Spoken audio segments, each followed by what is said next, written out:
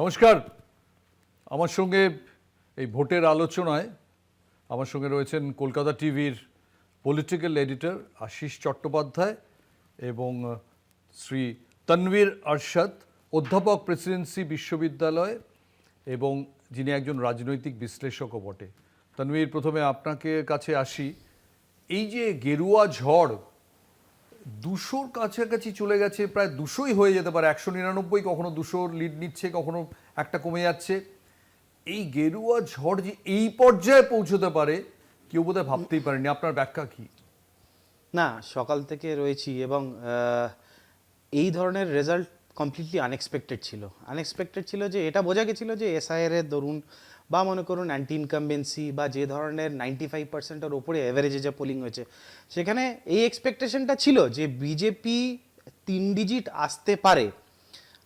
মানে এটা অবাক হবার কাণ্ড ছিল না।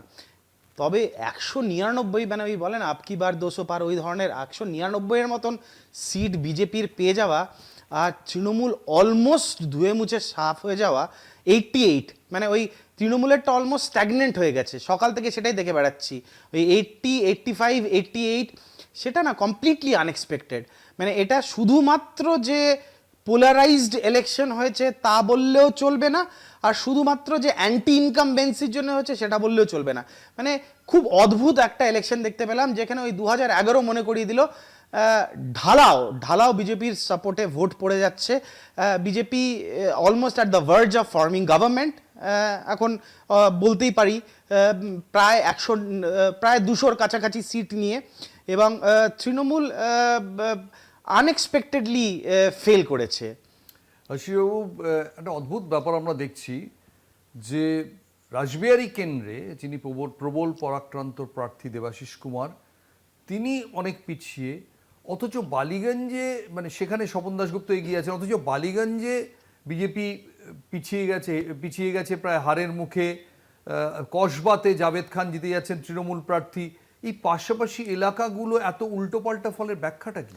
না, ওই দুটো তিনটে যে নাম আপনি বললেন তাতে ওখানকার পপুলেশন কম্পোজিশনের মধ্যে ফারাক আছে। আচ্ছা, একটা জাস্ট এক সেকেন্ড থামাচ্ছি।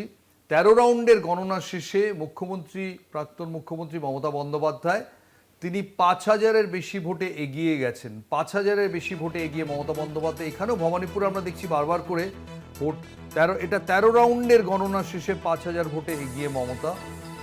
আমরা বারবার করে দেখছি প্রায় T20 ম্যাচের মতো ভোট কমছে বাড়ছে।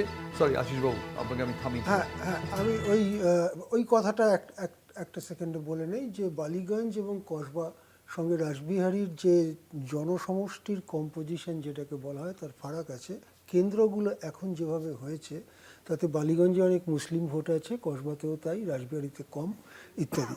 আমি যেটা বলতে চাইছি সেটা হচ্ছে যে আজকের ভোটটা এ পর্যন্ত যা হয়েছে তাতে দেখা যাচ্ছে 2024-এর ঠিক আগের যে ভোটটা আমাদের হয়েছিল সেখানে তৃণমূল প্রায় 46% ভোট পেয়েছিল। এবারে আমি লাস্ট যা দেখে এলাম তাতে তৃণমূল 41% ভোট পেয়েছে, 5% কমে গেছে, 5% কমেছে। বিজেপি 2024-এ ভোট পেয়েছিল 39%, বিজেপি 45% ভোট পেয়েছে। সুতরাং ওদের সুইং হয়েছে, একটা হয়েছে। আরেকটা তথ্য হচ্ছে এই যে 2024-এর তুলনায় 30,28,000 ভোট বেশি পড়েছে। এই 30,28,000 ভোট কোন দিকে গেছে?